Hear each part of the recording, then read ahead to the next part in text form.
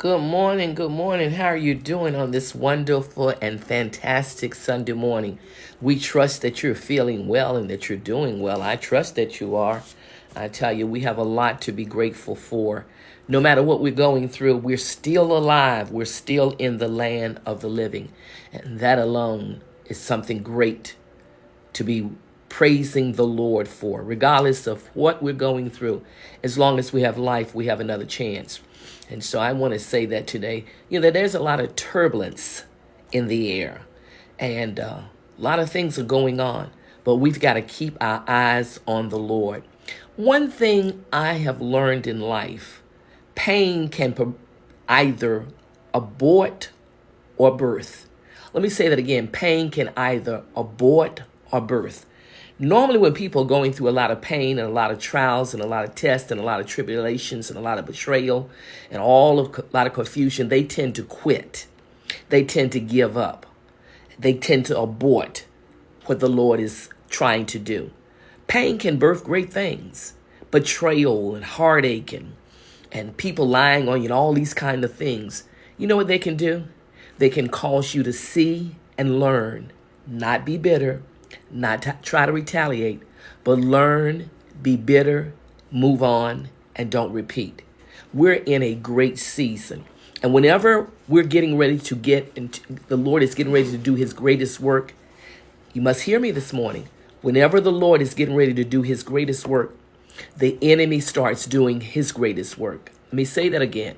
Whenever the Lord is getting ready to do his greatest work, we're getting ready to see our greatest manifestations, our greatest answers to prayer. We're getting ready to see so many things. Whenever we begin to see those things, we have to understand that the enemy will do everything he can to distract us. He will use everything and everyone and every situation that will allow him to use them. And so we've got not to be distracted. Amen. We can't go, oh, poor me. Why are people doing this? They did it to the Lord. They're going to do it to us. And so I want you to be encouraged. There was a word, and that word was so pathetic on the prayer line yesterday, the Touch and Agree prayer line, what the Lord is going to do in March. And so you got to realize when the Lord is getting ready to answer our prayers and we're getting ready to reap in fields we haven't sown in, and when we're getting ready to see our best days, you got to realize the enemy is going to do everything that he can. He's going to use everyone in every situation to cause us to get into anger and strife and resentment and gossip and retaliation and fighting back. We've got to be still and know that he is the Lord. He's going to do some remarkable things.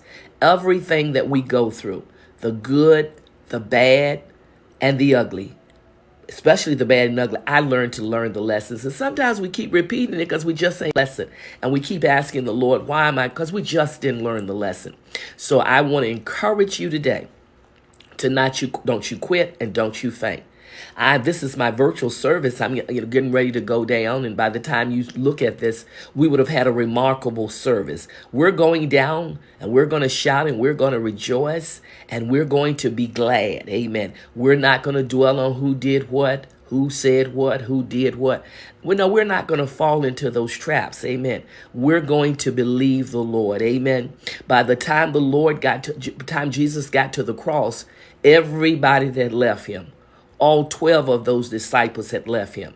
Those that say they loved him, they would never betray him. One that cut somebody's ear off for him, Peter, But when he went there in his darkest hour, there was no one there but him and his mother and Mary Magdalene, a former prostitute that he had rebuked and correct. Amen. And so I want to say to you today, don't you quit. We're having a mighty, then we're going to be over at our Petersburg campus, and they're going to be praying, and they're going to be running around that campus, and they're going to be running around that parking lot. And so I want to tell you today, don't you quit, don't you faint, because quitters never win, and winners never quit. We are in our best season. When you see the enemy using everything and everyone in every situation, then you have to understand something that the great Mother Stamps began to speak in my life over 35 years ago. Gal, if the enemy is doing all that, what is it down the road that he don't want you to get to? And if you're going through whatever you're going through, persecution, gossiping, people backbiting, people betraying you, whatever you're going through, and you're having to cry about it and your heart is glad, you dry your tears. The Lord had to send intercessors that I don't know in Aruba. They never even got my name. The man walked over and said, "The Lord told me to pray for you." My wife. I said, "Where's your wife?" He said, "She's gone to get the other intercessors." And they came with men and women. And he said, "We must pray for you." He began to speak what I was going through, prayed for me. They gave me a hug and they left. And I never got their information, which was rare. And I never saw them again. The Lord has people. And everyone, when I was talking to a lot of intercessors, they said they probably were angels. Say, I do believe in angels on assignment. And so I want to say to you, don't you quit today. Don't you faint. Don't you let anyone get in your ears. Amen. If people will gossip to you, they will gossip about you. If people will gossip to you, they will gossip about you. Don't let people poison you. Don't let people get in your ears. Stay strong. Stay strong. Don't ever let the enemy disconnect you from people that were there when no one was there. People that were faithful to you. People that prayed for you. People that fasted for you. People that sacrificed you. Don't ever let anyone get in your ears and poison you. Learn to disagree without becoming disagreeable. I tell you, we're in March. We've got to move. As the world is getting darker and darker, we've got to get in a place that not only do we go to church, not only do we sing, not only do we preach, not only do we prophesy, but that we're in a place that our ways will be pleasing to the Lord, that no matter what's coming on the earth, that the Lord will show signs and wonders, that he will give us downloads, that he will give us creative and supernatural miracles. Amen. That he will work for us. Amen. That he will be with us. Amen. We can't let our peace be destroyed. We can't get into strife, argument, fussing, backbiting, revenge. We can't get into people getting our ears. The only thing that we need to hear is about the goodness of the Lord in the land of the living. I want to say to touch and agree. Yesterday, every day was so phenomenal. After we went off the line, the pastors all around the globe, we stayed on, and I really was tired.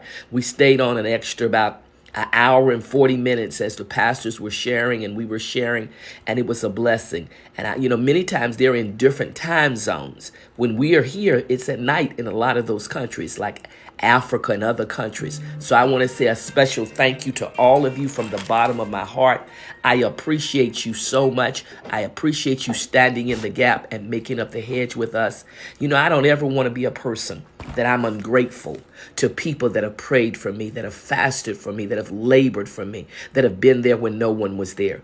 I never disconnected from my pastors. I never disconnected from the people that they put in my life. And even most of them are gone on. And I'm still connected and friendship and respectful of their children and their grandchildren. So don't you quit today. Don't you faint. Get up. Dry your eyes. Knowing if the Lord is for you, he's more than the whole world against you. We're going to win no matter what we go through. Weeping endure for a night, but joy cometh in the morning. It's time for us to rejoice and be exceedingly glad, for great is the Lord, and his word will not fail. Blessings to each one of you, and we're going to speak to you really, really soon. Special shout out to my Touch and Agree International family and our virtual church. What is the virtual church? They live too far. You've been phenomenal. You've made my heart glad.